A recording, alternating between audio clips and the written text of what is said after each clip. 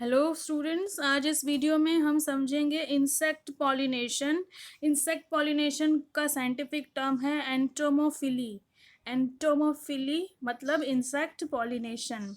Insect pollination pollination का मतलब है कि जो भी जो एंथर होते हैं फ्लावर्स में, उसमें से जो पोलन ग्रेन्स निकलते हैं, वो पोलन ग्रेन्स जो है वो फ्लावर के स्टिग्मा तक कौन पहुंचाता है? इंसेक्ट पहुंचाता है, इसलिए उसको कहेंगे इंसेक्ट पॉलिनेशन। इस टाइप के जो फ्लावर्स होते हैं उसका क्या फीचर्स होता है ये समझते हैं।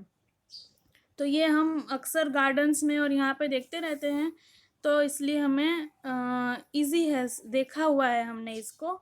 तो इंसेक्ट पॉलिनेटेड फ्लावर जो होते हैं वो बहुत ही ब्राइट कलर्स के होते हैं, उनके पेटल्स जो हैं बहुत ही कलरफुल होते हैं, तो उससे क्या होता है, इंसेक्ट्स अट्रैक्ट होते हैं। और जो फ्लावर स्मॉल होते हैं, जैसे कि जूही का जो फ्लावर है वो बहुत स्मॉल रहता है, तो वो बंचेस में ग्रो करते हैं ताकि क्या है कि वो इंसेक्ट्स को अट्रैक्ट कर सके। दूसरा पॉइंट है कि जो भी फ्लावर्स इंसेक्ट से पॉलिनेट होते हैं उनमें उनकी जो स्मेल होती है वो बहुत ही अच्छी होती है, और फ्लावर्स का जो नेक्टर होता है वो भी बहुत सेंटेड होता है और बहुत ही गुड स्मेलिंग फ्लावर्स होते हैं ये। अब पोलन ग्रेन कैसा होता है? तो लार्ज होता है पोलन ग्रेन और मॉडिफाइड होता है। किस तरह से मॉडिफाइड होता है? उसमें स्पाइनी और स्टिकीनेस रहती है पोलन ग्रेन्स में, ताकि वो इंसेक्ट की बॉडी से स्टिक हो सके और दूसरे फ्लावर्स तक पहुंच सके, स्टिग्मा तक पहुंच सके। तो वो पोलन ग्रेन्स ऐसे होते हैं जो कि इंसेक्ट्स की बॉडी को स्टिक कर सके। तो एक ऑर्चिड जो प्लांट होते हैं उसमें कैसे फ्लावर्स होते हैं? उसमें ब्राइट लाइन होती है, उसमें स्पॉट्स होते हैं फ्लावर्स में उनकी पेटल्स पे। तो ऐसे जो टाइप का डिज़ाइन होती है वो इंसेक्ट्स को अट्रैक्ट करती है और गाइड करती है नेक्टर की तरफ।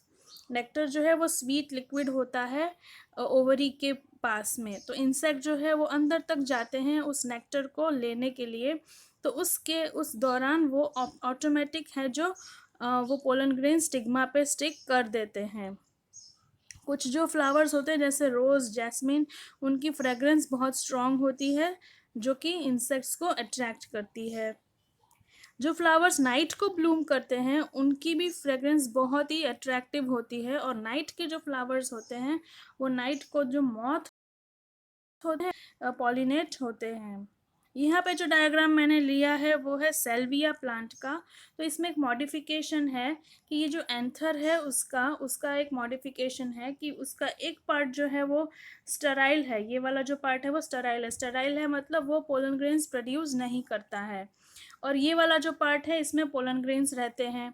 तो जब इंसेक्ट्स अंदर जाता है ना, तो ये जो पार्ट है वो खींचता है अंदर इस तरह से, तो ये उसके ऊपर, इंसेक्ट के ऊपर पोलन ग्रेन्स को शेड कर देता है। आप देख सकते हो ये इंसेक्ट अंदर गया है तो ये जो है वो खींच रहा है, और ऊपर यहाँ जो पोलन ग्रेन्स है वो सारे इंसेक्ट की बॉडी में अपने आप शेडिंग हो रहे हैं।